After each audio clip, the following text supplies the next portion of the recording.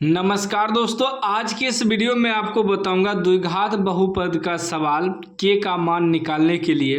कह रहा है यदि बहुपद एक्स स्क्वायर माइनस के एक्स प्लस 8 के शून्यंकों का योग 6 है तो के का मान है। ऑप्शन ए में है 8, बी में है 6, सी में है -6, डी में है 3। ठीक है ना।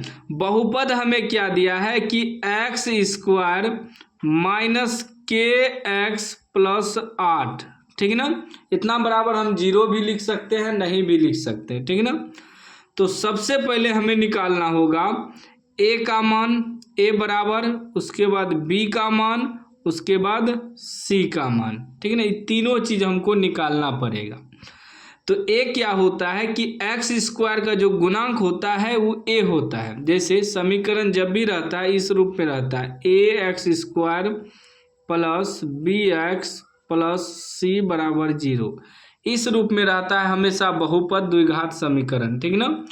तो यहाँ देखिए एक्स स्क्वायर, इसके बगल में ए है तो इसके बगल में कुछ नहीं है तो 1 है, ए का मान 1 हो जाएगा।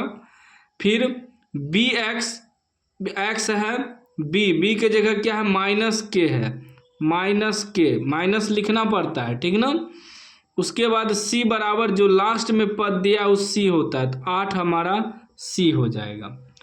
अब हमें एक चीज कह रहा है कि शून्यंकों का योग 6 है तो के का मान।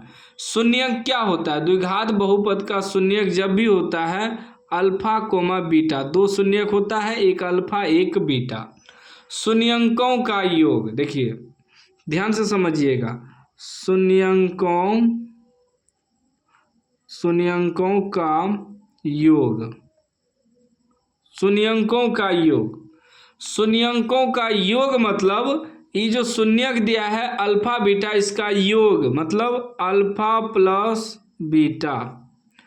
इतना बराबर हमें कितना दिया है, 6 दिया है। सवाल में ही कह रहा है कि शून्यंकों का योग मतलब अल्फा प्लस बीटा बराबर 6 दिया है। शून्यंकों का योग कहे या शून्यंकों का योगफल कहे मतलब अल्फा प्लस बीटा को जोड़ देना है। इतना बराबर 6 दिया है। ठीक है ना। अब देखिए अल्फा प्लस बीटा का सूत्र होता है -b/a और इतना बराबर कितना दिया है, 6 दिया है। तो -b के स्थान पर -k है और बटे ए के स्थान पर 1 है बराबर 6। माइनस माइनस प्लस के हो जाएगा, बटे में 1 होने से कोई फर्क नहीं पड़ता है।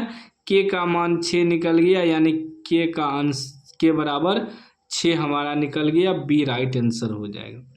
इसी में एक चीज़ और होता है शून्यंकों का गुणनफल। इस देखिए इस सवाल में शून्यंकों का गुणनफल का जरूरत नहीं है, लेकिन मैं आपको सिखा देता हूं। यदि शून्यंकों का गुणनफल कह दे तब तो एक और सूत्र होता है, इसी सवाल में कह दे कि शून्यंकों का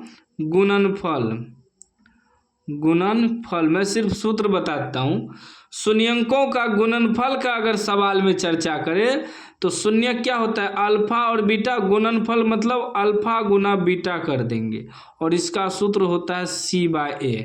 याद रखिएगा, हम सूत्र सिर्फ आपको बता दिए। अब सवाल में आपको कह देगा कि शून्यंकों का गुणनफल ज्ञात करें, मतलब शून्यंकों का गुणनफल मतलब अल्फा इंटू बीटा कर रहा है निकालने, जिसका सूत्र होता है c/a।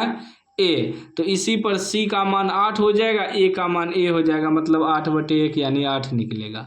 तो मैंने आपको दोनों सूत्र बता दिया। शून्यकों का योगफल पूछे या योग पूछे मतलब अल्फा प्लस बीटा, इसका सूत्र होता है -b/a।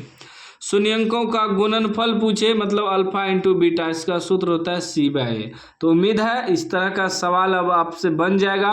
वीडियो अच्छा लगा हो तो लाइक कर दीजिए, चैनल को सब्सक्राइब कर दीजिए और घंटी को दबा के ऑल कर दीजिए।